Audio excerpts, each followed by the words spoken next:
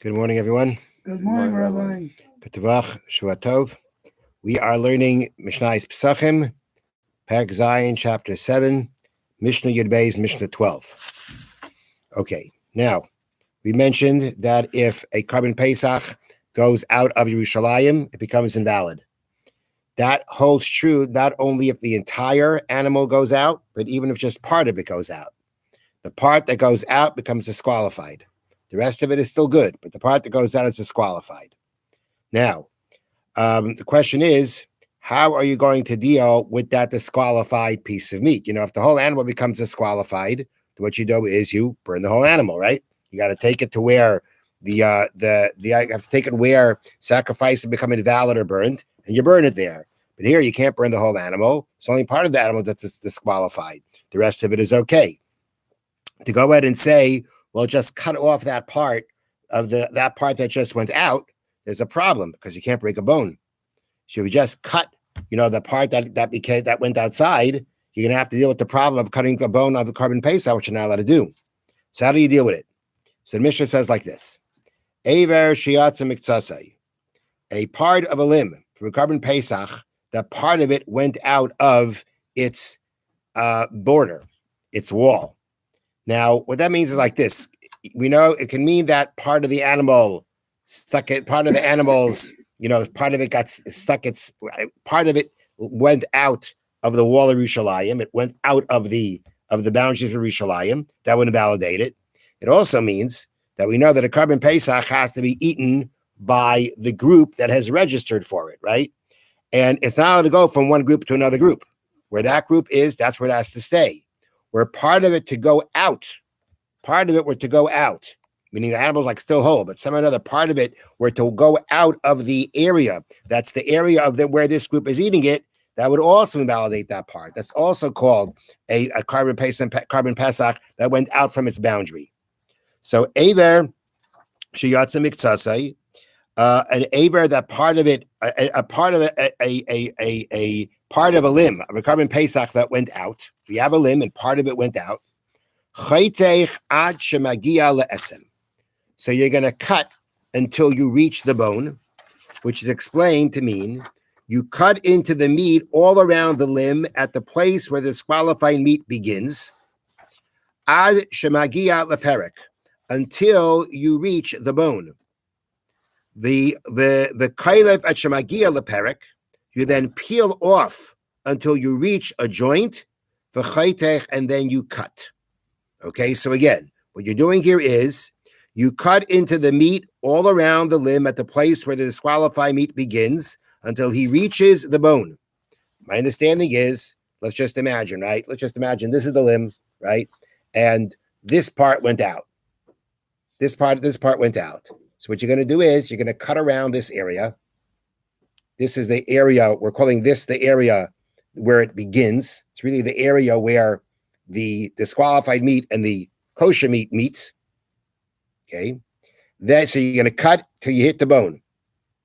Then the rest of the meat from this limb, which is kosher, you're going to peel it off because you can eat it.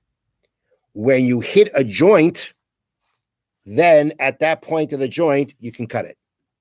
That's not breaking the bone. As they point out here, although the bones may not be broken, the tendons that connect two bones may be cut to separate them. So therefore, that's how you're going to go ahead and deal with this. And so basically now you're left with the bone, right? You're left with a bone with the part of meat that was disqualified. And that's now what you're going to go ahead and you're going to burn. Now, they bring down, in addition, if the bone contains marrow, the bone must be burned as well. Meaning, theoretically, after you've gone ahead and you've disconnected the bone, okay, you take the part of the meat that was disqualified, you take it off and you burn it. The bone doesn't necessarily have to be burned. Unless the bone itself has marrow inside, edible marrow, then it has to be burned also. Now, that's what you do when you're dealing with a carbon Pesach, that part of it went out of its boundary. Uva mukdashin. What if we're talking about other sacrifices where part of it went out? Let's say we're talking about a shlomim. A shlomim can be eaten within anywhere in Yerushalayim. Let's say part of the shlamim goes out of Yerushalayim. Let's say it's a carbon chatas, it's a sin offering that has to be eaten by the Kohanim within the courtyard of the Beis Hamikdash. Let's say part of it goes out of the courtyard. What do you do? What do you do then? So then it's much simpler. Kaitzeis b'kaifetz. You cut it with a cleaver. She'ein by mishmish v'res etzem, because there's no problem breaking the bone. The part that went out, take a hakmeser, right? Take a cleaver and go ahead and chop it right there. You're breaking the bone. There is no prohibition of breaking bones of other karbanos, of other sacrifices. Now we get into a whole new discussion. Okay, whole different discussion. And we have a picture here that's not going to be so easy to see because it's a small picture. Okay, the point of the picture, let me just try to explain. The point of the picture is that we're describing how the walls of Yerushalayim would open. Meaning, Yerushalayim was a walled city, and if you had to get in, there was a door, right? There was a part of it that would open. There was a part of it that someone else was connected on a hinge, and you would open it. You'd push it open. Now, when it opened up, it opened inside. When he wanted to open it opened up inside towards Yerushalayim, not outside. Okay. You also had this area of the door. You had the door. The door didn't necessarily fill up the entire space of the width of the walls, because the door closed on 2 doorstops. So basically, you had the thickness of the walls. You had an area of the doorway, which is where the door filled when the door was closed, and it basically banged up against these 2 doorstops, which means there was a part of the thickness of the wall that was still, so to speak, not filled in, even where the door was closed. Okay. So now again, I don't know if you can see this picture very well.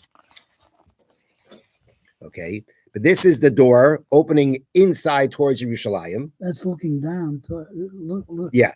This is where this is the door opening up into Yerushalayim. All right. And when the door closes, which is the gray part called the doorway, there's these little black things that are the doorstop. The discussion of our Mishnah is going to be this area, right? This area, meaning this area when the door is open, the area that the door fills when it's closed. What status does it have? Or regarding that, where does Yerushalayim, so to speak, end?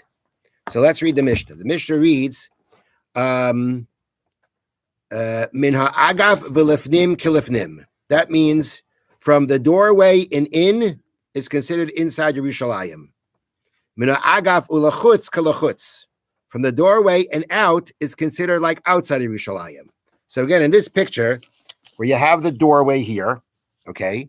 So from what it means is from call it the edge of the doorway next to the inside of Yerushalayim, from there and in, that's Yerushalayim. Now, the next part of the Mishnah says from the doorway and out is not Yerushalayim. So that means from the other edge of the space where the door fills, which ends up by the door stops, right? Beyond that is not Yerushalayim anymore. That means that area that's actually still in between the walls is not Yerushalayim anymore, because it's beyond the doorway.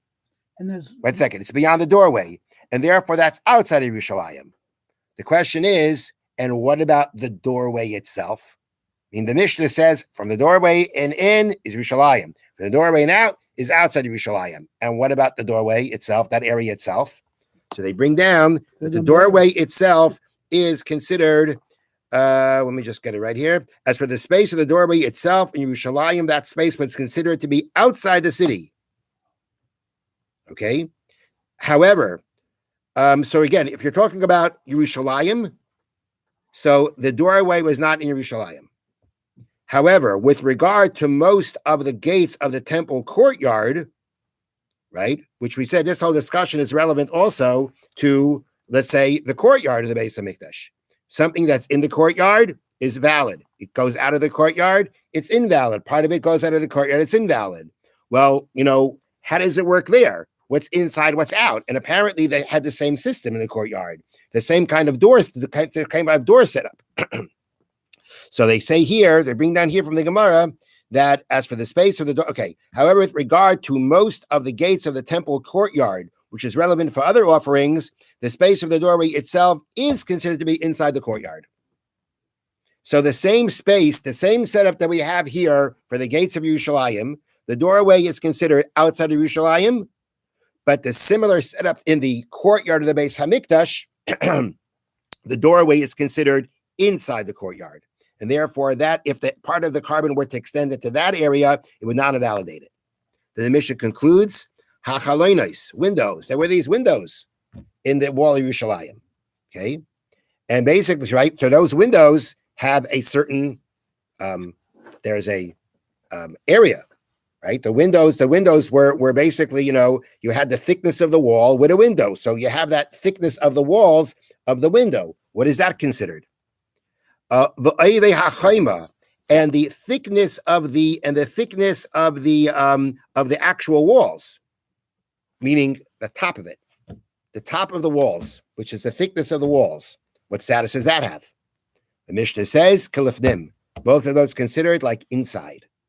So if you were to decide to, if you were to decide to go on top of the walls of Yerushalayim, eat your Korban Pesach, have a nice view Pesach night, to eat your Korban Pesach, you're good. You're inside Yerushalayim, right? You want to kind of sit, you want to lean out, you want to kind of lean in the window, outside the window a little bit. Just don't go beyond the wall.